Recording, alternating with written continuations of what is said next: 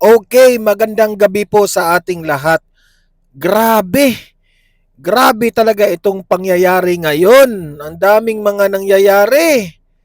Grabe, hindi ko masagap lahat yung mga ang bilis ng mga nangyayari sa House of Representatives, sa nangyari sa Senado.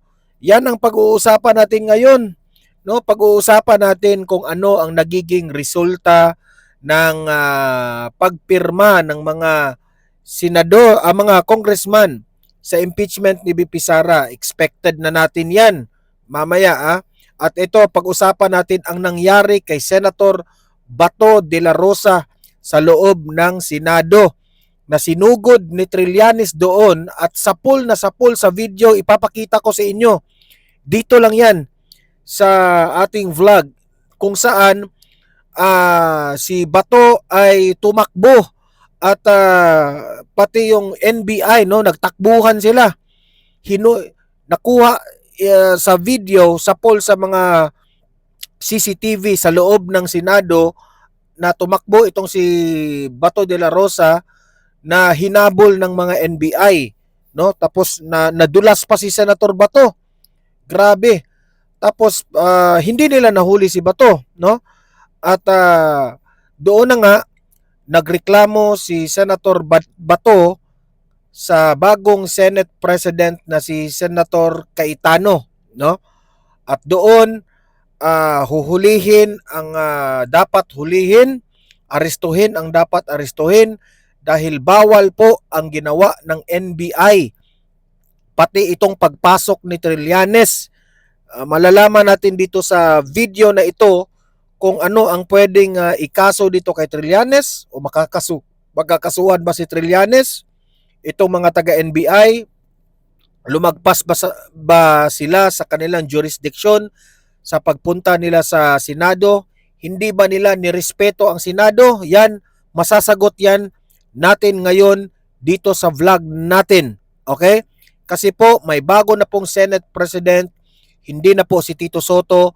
Pinalitan na siya ni Senator Alan Peter Cayetano. Okay?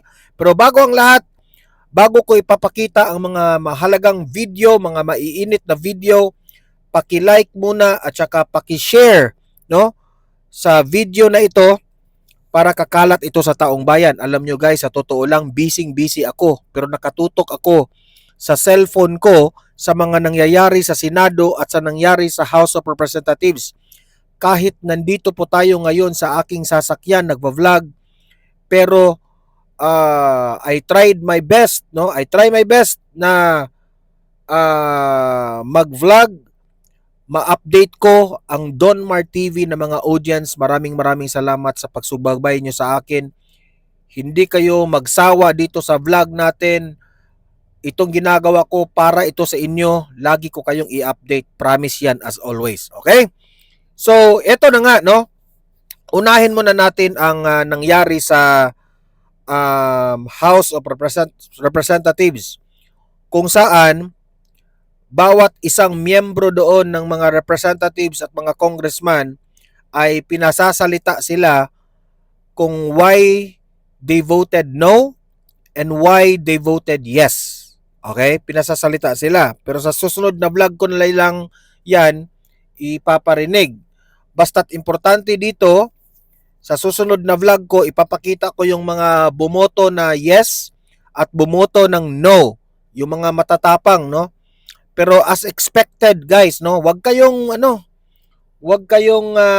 mawala ng pag-asa dahil po maraming mga senador, mga congressman pala na mga walang bayag, mga walang prinsipyo.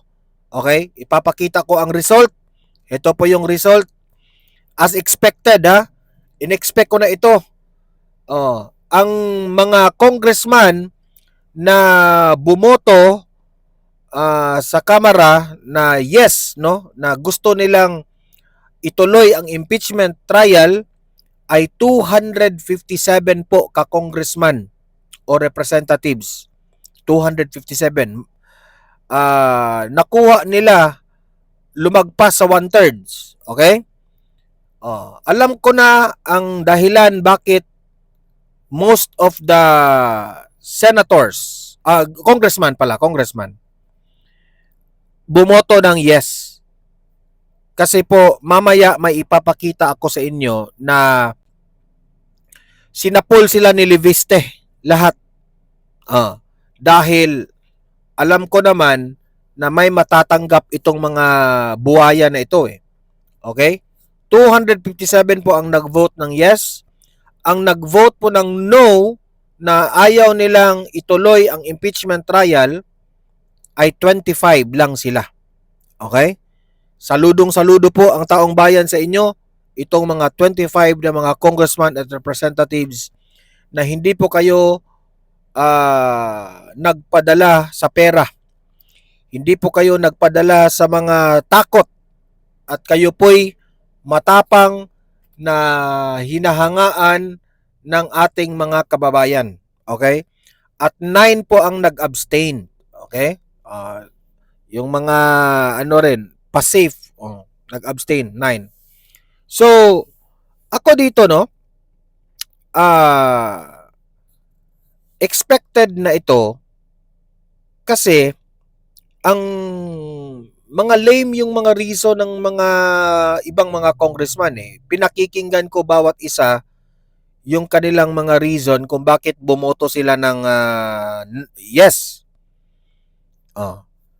Pero itinatago nila yung reason, hindi man nila mabanggit-banggit, pero naniniwala ang taong bayan, hindi lang po tayo, kung ang taong bayan, kung makikita nyo sa comment section, ang sabi, nag-vote sila ng yes. Kasi sa tingin ng taong bayan, itong mga taong ito, natatakot sila na walang budget ang kanilang probinsya. Kahit alam nila na ang mga constituents nila ay against dito sa impeachment, pero binoto pa rin nila ng yes. And this will give a big impact pagdating sa 2028 election. Tandaan ninyo itong mga pangalan na ito ng mga congressman at representatives na bumoto ng yes. Kung hindi kayo pabor, no, sa impeachment, wag niyo nang iboto itong mga congressman na ito na bumoto ng yes. Okay? At tandaan nyo rin yung mga congressman na mga matatapang, kagaya ni Leviste, Kiko Barzaga at marami pang iba na hindi talaga natatakot sa mga at hindi sila nadadala sa pera. Okay? Tandaan natin yan, 2028, mananaig pa rin ang taong bayan. Okay? Ang kakapal ng mga mukha nito mga congressman na ito. Ito yung isa sa mga highlights. Okay? Itong kino-question ni Leviste kung totoo ba yung sinabi ni Senator Amy Marcos na may matatanggap ang mga pumirma ng yes. Ito po, panoorin po natin itong video at pakinggan nyo ito. Kayo nang humusga. Senator Amy Marcos said those who vote for the impeachment will get 20 million pesos. And I just want to make it clear if this is true or not. Because if Clarify po ito ni Leviste. Kasi narinig po niya kay Senator Amy Marcos na yung mga bumoto ng yes, imagine nyo, meron silang 20 million pesos. Buti kung itong 20 million pesos na ito ay sariling bulsa nila ito. Kusang loob na pera nila ito. Pero pera po ng taong bayan ito, ang kakapal ng mga mukha nila sa totoo lang. Okay? it's true, then it should be made public. And if some are getting the 20 million and others are not getting the 20 million, then it should at least be fair that everyone who votes gets 20 million, and those who do not vote hopefully should also be given that, because this is taxpayers' money and should not be allocated on the basis of your vote on the impeachment. Mr. Speaker, on behalf of all the members of the House of Representatives, I categorically deny any... Siyempre, i-deny nila yan. Kasi nakakahiya ito sa taong bayan. Sa tingin ko niloloko na naman tayo dito. Pagkatapos nito, meron na namang, for sure, meron na namang aamin na mga congressman na nakatanggap sila. E di siyempre dyan, hindi yan aamin kasi televised eh. Ang media nakatutok sa kanila. Pero hindi nila aaminin yan. Pero, sinabi na yan ni, sumingaw yung balita na 20 million bawat isa. E di syempre, yung mga congressman, alam nyo naman, pera, money is the root of all evil. Mantakin nyo 20 million, ikaw na congressman ka, may matatanggap kang 20 million kung boboto ka ng yes? 'Di ba? Kahit wala nang ito mga congressman na ito, wala na itong pakialam kung matatalo sila sa 2028. Wala na sila pakialam kung matatalo sila sa 2028 kasi may 20 million na sila. Kahit hindi na sila magiging congressman, paldong-paldo na sila sa 20 million. Habang buhay na silang merong pera, kahit kakain pa sila araw-araw ng masasarap na pagkain. Diba? So, ganyan ang pangyayari. Ang gustong mangyari ni Leviste dito, sana, na kung makakatanggap man ng 20 million ang mga pumirma ng yes, ay dapat yung mga nag-abstain at yung mga nagsabing no sa impeachment ay makakatanggap rin ng 20 million. Patas sana lahat. Okay? Para maipakita natin sa taong bayan na equal lang tayo. Kasi pera yan ng taong bayan eh. 'Di ba? At hindi yan sariling pera na yung 20 million na yan, na ibulsa ninyo yan. Dapat igasta ninyo yan kung ano yung mga pwede nyong itulong sa inyong constituents, yung mga may sakit na dapat pang hospital. 'Di ba? Pero sus, grabe. Sa totoo lang, this is the most corrupt administration sa kasaysayan ng bansang Pilipinas. Sa totoo lang, harap-harapang kapala ng muka itong mga ginagawa ng House of Representatives. Statement made by This the is what Senator Senator. Amy Marcos said. So yan po ang nangyayari ha. Yan po ang nangyayari. Eto, punta tayo sa next natin. Heto naman yung video. Kasi grabe eh. Parang parang nalilito ako kanina. Palipat-lipat ako ng channel. Punta ako sa channel doon sa House of Representatives kung ano nang nangyari sa botohan. Punta na naman ako sa Senate of the Philippines kung ano na ang nangyari doon kay Senator Bato. Tapos trending po yung napalitan na si Soto bilang Senate President. Tapos heto, si Trillanes pumunta doon sa Senado, nagbida-bida. Ewan ko sa kanya, alam ko naman na grabe ang galit niya sa mga Duterte kaya pumunta siya dyan. Parang nakisali rin sa bigay ng arrest warrant yata o subpoena kay Senator Bato ang mga NBI. Nakisali rin siya. Pumunta rin si Trillanes dyan. Nagbida-bida, nagtapang-tapangan. Ito po yung eksena. Kayo nang humusga. Make his day, di ba? Sabi niya, make my day. Samahan ko daw siya ng andito ako ngayon. Sir, sorry, late kami. Ano pong purpose? Bakit daw po kayo nandito? May warrant. May pinakita ko. Tinanong siya ng media ngayon, Sir, ano ang purpose mo na nandito ka ngayon sa Senado? Ano ang papel mo? Kasi sa totoo lang, wala kang karapatan. Hindi ka senador, hindi ka NBI, hindi ka pulis. Wala kang posisyon sa gobyerno. Yes, ikaw ang nag-serve, ikaw ang complainant. Okay? Ikaw ang complainant sa ICC o kung ano man. Pero tandaan mo, Trillanes, meron po tayong tinatawag na NBI. Ang umaaksyon sa pag-aresto ay hindi mo trabaho yan. Complainant ka lang. Hindi po ang complainant o kung ano man, na ikaw yung pupunta dyan at aaresto. Anong gusto mong palabasin? Magtapang-tapangan ka dyan? Ano ba? Panggaganti ba yan? Di ko nga alam kung ano ang ginagawa ng mga Duterte sa'yo. Bakit ganyan ang galit mo? Sa totoo lang, Trillanes, there will come a time makarma ka rin sa mga pinanggagawa mo sa mga Duterte at sa mga kaalyado ng mga Duterte. Ang yabang niya eh. Wala siyang karapatan dyan. Mamaya may vlogger na ipapakita ko sa inyo Grabe yung explanation niya patungkol sa ginawa ni Trillanes na wala talaga sa hulog ang ginawa ni Trillanes. Mamaya ipapakita ko sa inyo.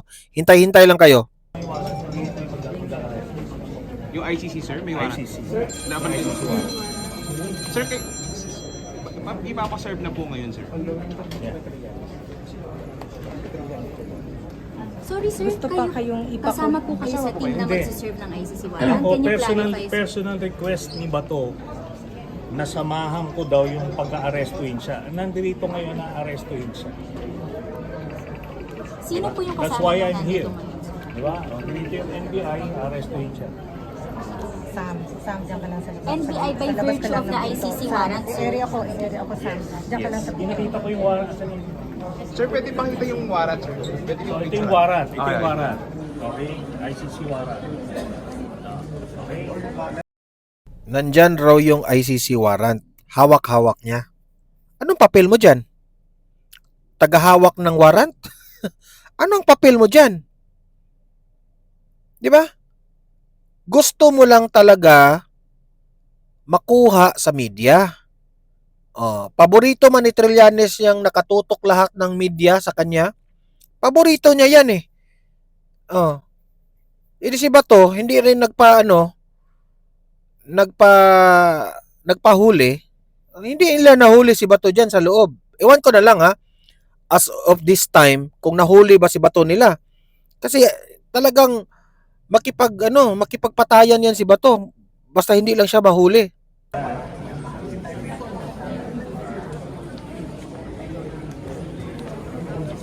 Sir, Kaya dadali na rin siya sa Bahig after nito. dapat. Kaso, natapos siya dyan. Diba? Hinamon niya ako, diba? Hinamon niya ako. Nandito ako. I showed up. Hinamon niya ako. Nasamahan ko yung mag-arrest sa kanya. Nandito ako ngayon. Sir, yung reaction lang po sinabi na dapat hindi daw po siya yung igulong, dapat kayo daw po kasi okay the NBI for sure. Hindi naman ako yung nagpapakay ng libo-libo Pilipino siya eh. Si Senator Antonio, si Senator Juliana, sir, live lang tayo sa DZWB.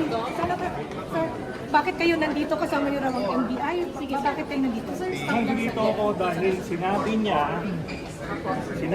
on national TV na samahan ko daw yung mag-aaresto sa kanya. So, nandito ko ngayon. Nandito yung, pinakita ko sa inyo yung warrant ng ICC, nandito yung NBI, arrestuin. Talagang tinandaan niya ang sinabi ni Bato. So halatang halata na revenge ito ginagawa niya. Revenge ito ginagawa ni Trillanes. Kitang-kita mo talaga sa mata ni Trillanes at sa kanyang sarili dyan na gumaganti. Grabe ang galit niya. Grabe ang insecurities niya dito kay Bato. So, siya naman yung, ayaw lumabas. So yung Senator, so kayo pinakonfirm nyo hawak ng NBI ang warrant of arrest ng ICC para kay Senator De La Rosa. Yes. At so pero yun nga sir, ulitin ko lang bakit kayo kasama, anong role ninyo nagagalit dahil bakit daw kasama niyo Kaya NBI? pumunta rito dahil personal request ni Bato na samahan ko yung mag-aaresto sa kanya. Kaya nandito ko. So kasama kayo doon sa commotion kanina sa basement yung na-wrestle daw ng mga tauhan ng NBI si Senator De La Rosa para pigilan. Imagine sa loob yan ng Senado. Sa loob niya yan ng Senado. Wala siyang respeto sa loob ng Senado. Wala siyang respeto. Umakyat dito. Eh kung nandun ako, di nagapos na yan. Sir, ano po yung pinapakita niyong warrant kanina, sir? ito rin yung aking concern eh. Bakit hinayaan ng mga sergeant at arms o yung mga kinatawan dyan sa Senado na makapasok si Trillanes? O kahit dating senador siya, merong courtesy. Pero the fact na ginugulo niya ang isang senador dyan at hindi na siya senador, dapat pinaalis diyan. Nanggugulo siya dyan eh. Di ba? Bakit hinayaan ito ng mga authorities dyan sa Senado? Equal powers eh. NBI, judicial yan eh. Ito, legislative ito, equal powers tayo. Pero, ang kakapal ng mukha nila, nalulusubi nila si Bato sa loob ng, Senado. Grabe. Ipapublic na yan ng ICC. Sir, regarding sa kaso Sir, ito yung warrant of arrest na ito yung hindi public warrant of arrest, yung sekreto lang na may warrant of arrest. Ano na yan? It's now publicized. Yes, make warrant of arrest. So, sa ano lang ng NBI pag inampos dito, dahil dito na sa airport? Meron tayong batas kasi, Republic Act 1981. Nakalagay doon, the government authorities may surrender him. Diba? Kung merong akusado na iniimbestigahan ng International Tribunal. Yun ang ginagamit natin dito. So pwede pa ngayon, pwede pang ayusin yan ngayon, sir. Yabol today. Sir, pahabol sir, paano pa lawyer is here? Hindi na natin papalabasin yan si Pero sir, hindi daw kayo palalabas. Pero hindi pa lalabas kasi Nandito ko dahil nag-request si Bato. So, ayan kitang-kita nyo dyan. Kayo, anong sa tingin nyo? Kayabangan ba yung ginagawa ni Trillanes? Di ba? So, dahil dyan, ipapakita ko ito sa inyo. Meron pong isang vlogger, ito kilala natin ito itong si Jesus Duque. Ito rin yung parang explanation niya na hindi po maganda ang ginagawa ni Trillanes. Okay? Binalita ito ng GMA News, former Senator Antonio Trillanes IV is here at the Senate to serve the arrest warrant against Senator Bato de la Rosa. Ayan. So, ito yung komentaryo ni Jesus Duque. Okay? Magre-react tayo dito. Hindi ko alam kung bakit pinapayagan ng ating administrasyon yung ganito. Si Trillanes, hindi naman taga-gobyerno, pero siya yung mag-aaresto. Ano ba siya, Interpol? Alam niyo, gulo magulo. Diba? Kasi, hindi ba kayo nagtatanong? Lalo na kayong mga kumakampi sa administrasyon, di ba kayo nagtatanong, ano ba yung role ni Trillanes? Yes, he filed the complaint. But it does not give him the authority to arrest a person. Hindi naman siya ICC.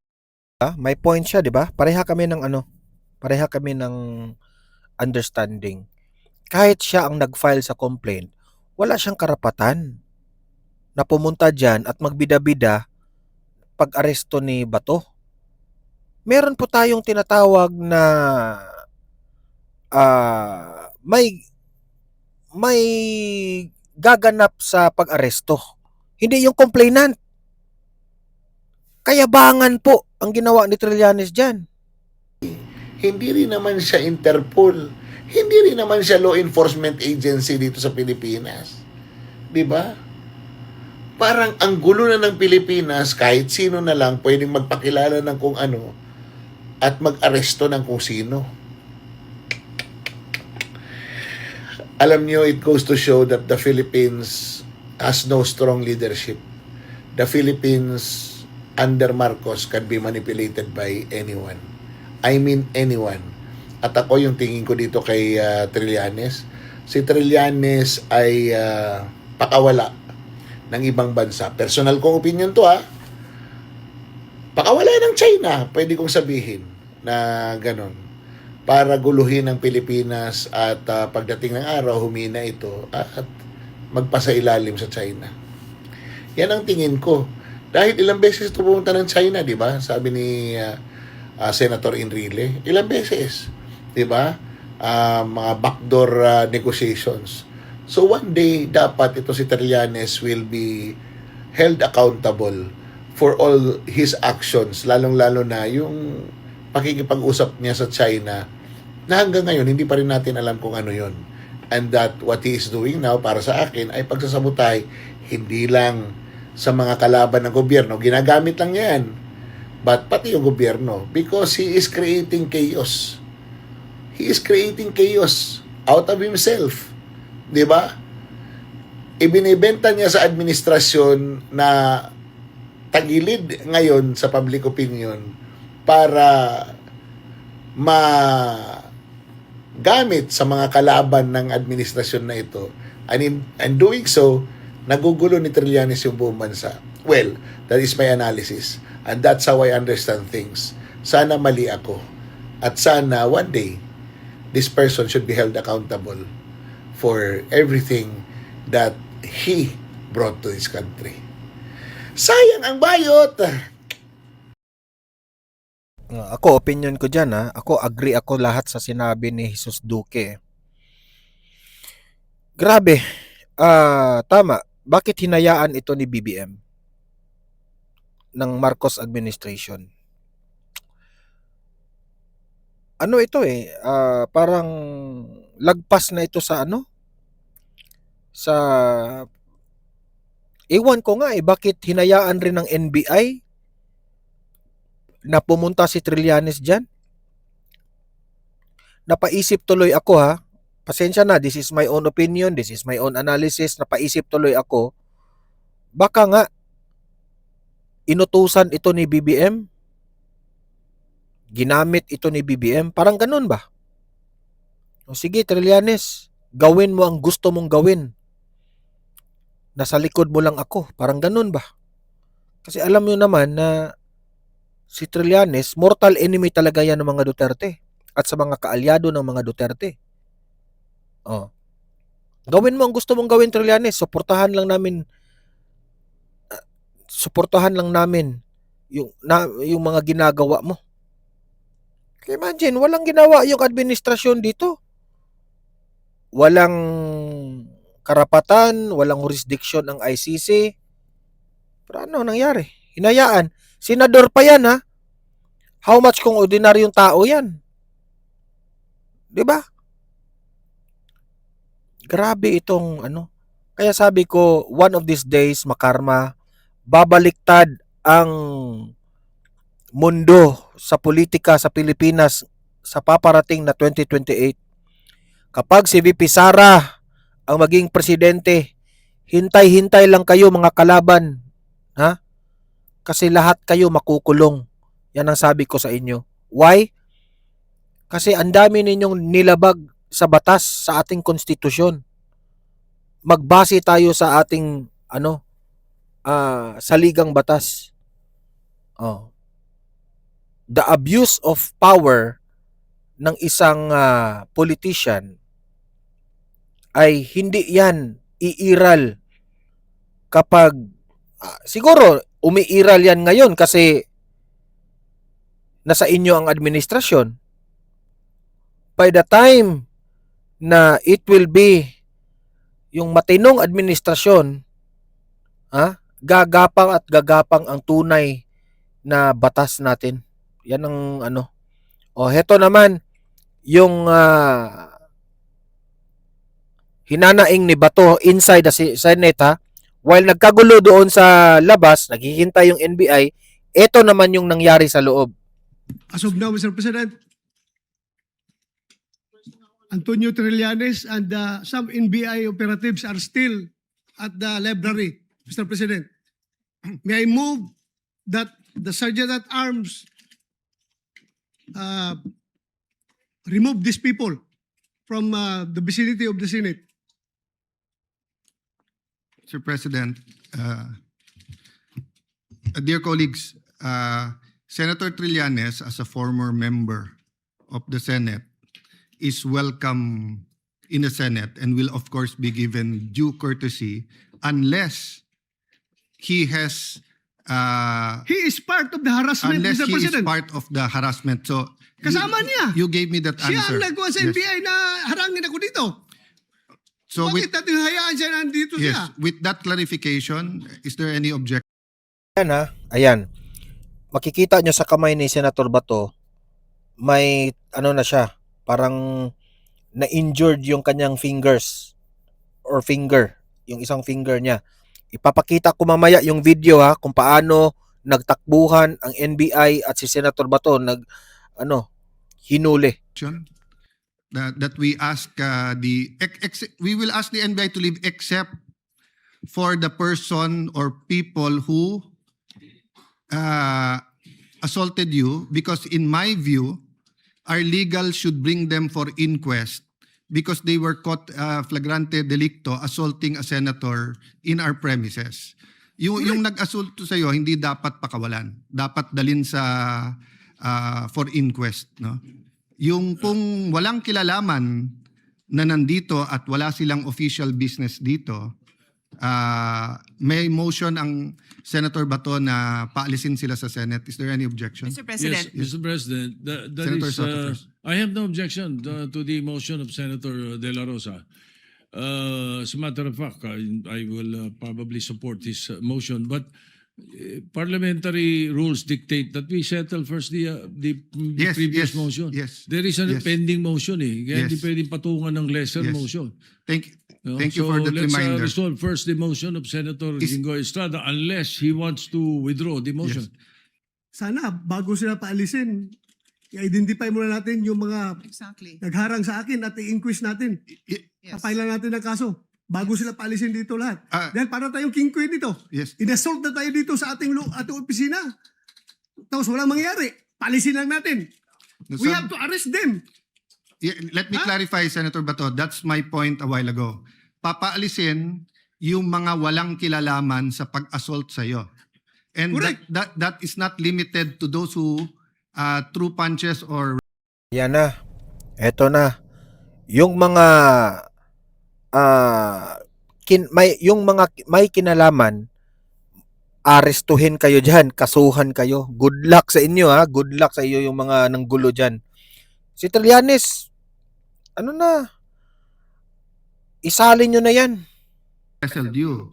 Meaning if they are in conspiracy together in trying to prevent you from attending the I session, am sure Trillanes is involved, Mr. President. then Andyan siya eh. then Kasama sila. my suggestion is to consult with the legal and to bring them for inquest. No, but before that, I will follow the suggestion of Senator Soto. Can we first dispose or withdraw muna? Mr. President, I withdraw my previous motion. So since the motion is withdrawn, Senator Pia. Yes. Ayan, so ito, panoorin rin natin itong ito yung video kung saan nagtakbuhan, no, sa poll sa CCTV camera, hinabol si Bato ng mga taga-NBI. Ito po, panoorin natin.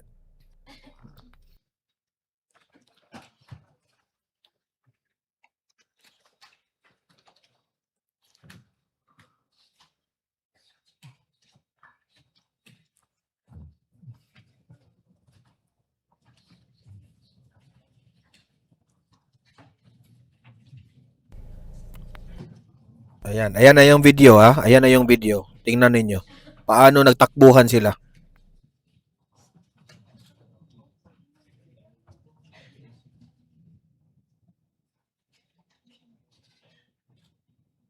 Grabe oh. Yan, si Senator Bato yung nauna ha. I think mga NBI na yung sumunod oh. Ayan, tumatakbo. Ayan, yan. Makita mo yan ng ulo ni Senator Bato kasi kalbo. Ayan, no? Walang hiya itong mga NBI na ito. Ayan, si Senator Bato. Ayan, naano pa si Senator Bato dyan? Parang nadulas pa si Senator Bato dyan, ha? Tingnan nyo mamaya. Ayan, sa ibang angle, ipapakita yan mamaya. Ayan, dyan. Ayan, no? Kawawa si Bato. Doon natamaan yung kanyang kamay. Yan, nagkagulo na. Ayan, hinabol talaga siya.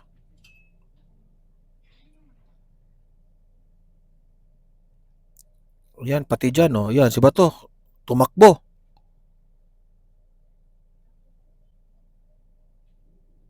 Takbuhan talaga, oh. Oh, yan, mga NBN na siguro yan. Grabe.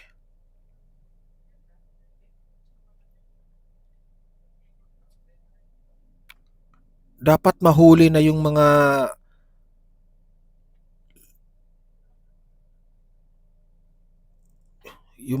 nang ano diyan, nang gugulo diyan.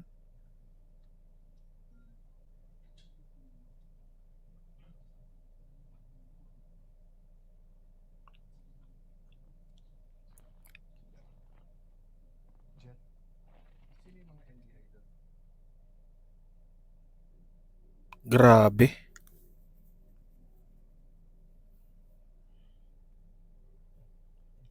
Ayan, oh, nagkagulo na, oh. May natumba na, may natumba.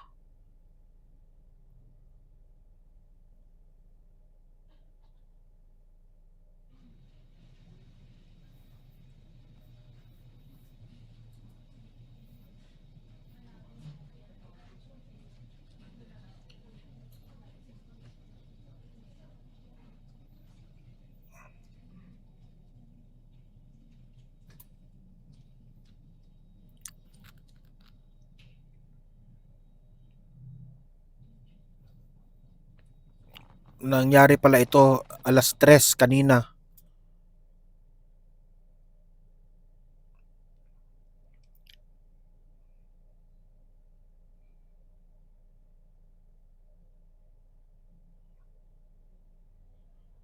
Ayan.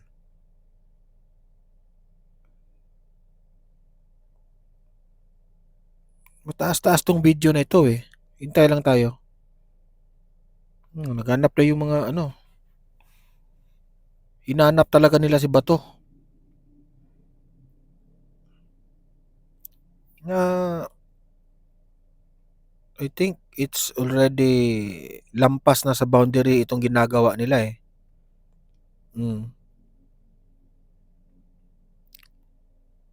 Hindi nyo mahuhuli si Bato dyan. Kahit mahuhuli ninyo, hindi papayag yung mga sergeant at arms dyan. Balwarte yan ng mga senador. Wala na kayong The chair will respeto. recognize Senator Marcoleta, who had the floor before our colleagues suggested that we watch for ourselves. So we will be asking the OSA to identify who among those who were chasing Senator Bato were NBI agents.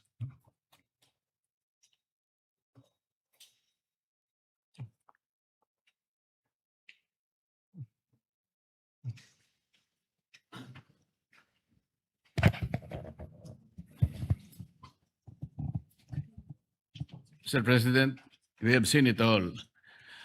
I think this is the best evidence that can prove that the good senator, our colleague in this institution, is being chased by authorities. I'm not sure where they got the authority to chase him, and incidentally, I think he's about to be captured by them for purposes of serving him or rendering him or even surrendering him to the ICC. I'd like to ask, Mr. President, what is the authority of the National Bureau of Investigation in executing, for example, even if for the sake of an argument that the ICC issued a warrant of arrest against Senator Bato?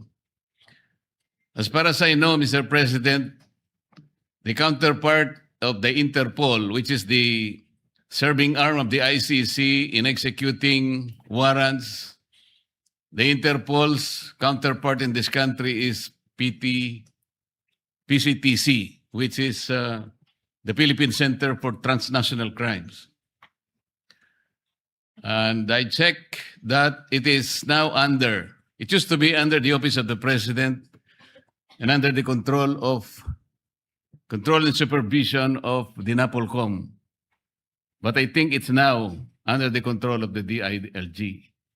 So My question is, how come that the NBI is chasing Senator Bato for an apparent warrant of arrest, which the former Senator Trillanes has been showing around that he got a warrant of arrest and he is personally serving it to the senator?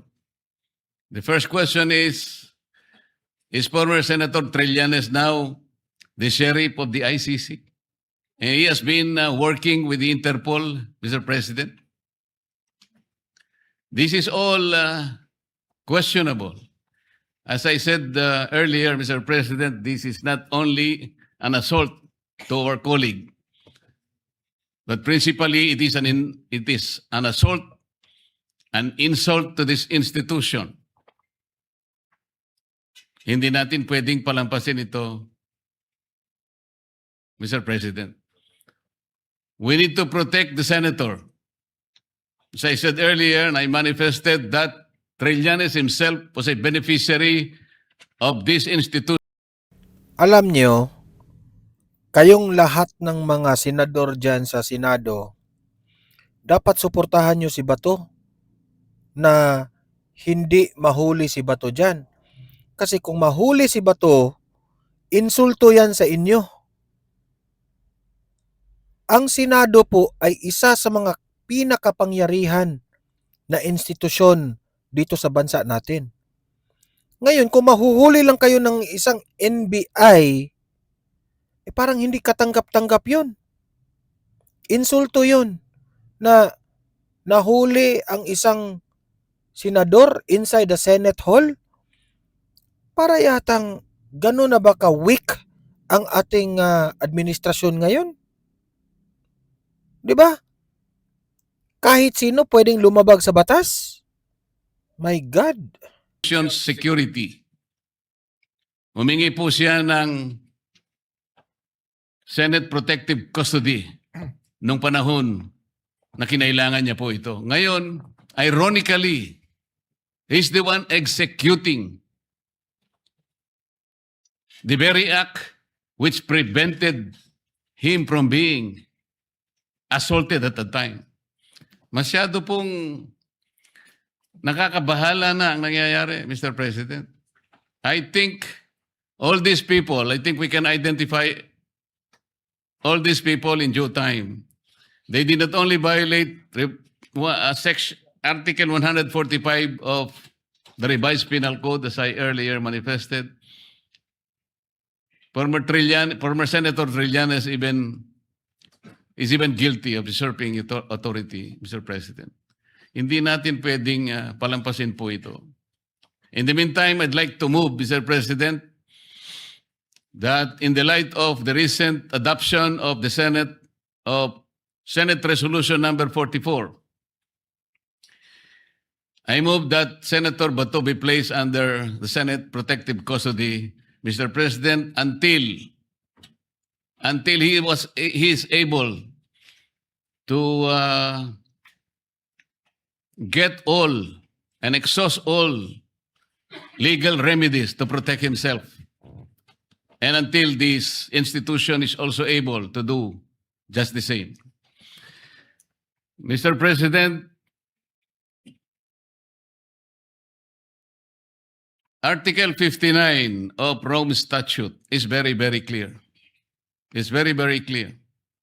Even for the sake of an argument that there is a valid warrant of arrest against our colleague, Article 59 still states that the person to be arrested must be promptly delivered to a competent judicial authority in order to accomplish at least three things. Number one, to identify or to ascertain the identity of the person being arrested. Number two, whether the legal processes have been observed. And number three, whether or not his rights were protected. This is very, very important for purposes of protecting the due process and the rule of law, which our colleague can avail, Mr. President. The motion is consistent with our rules, is consistent with Senate Resolution number 44, is consistent with precedence. So is there any objection? So ayan na ha. So at least bringing up ni Senator Marcoleta na parang may mali talaga sa ginawa ng NBI. At maaksyonan na ito, no? Especially na bago na ang Senate President, si Cayetano na. So hintay-hintay lang tayo. Sa next vlog natin, i-update ko kayo patungkol dito. Okay? So ayan guys, naitalakay natin. Please, mag-comment po kayo. Ilabas nyo po ang inyong opinion. Babasahin ko yan sa comment section. Okay?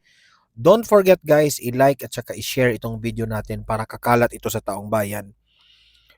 At sa mga first time dito na nanonood sa aking vlog, paki-subscribe na po, okay? Para lagi kayong updated sa ating mga trending na mga balita at mga maiinit na issues ngayon sa mundo ng politika. See you in my next video. Have a great day. Have a great night. God bless po sa ating lahat. Mabuhay ang Pilipinas and God save the Philippines.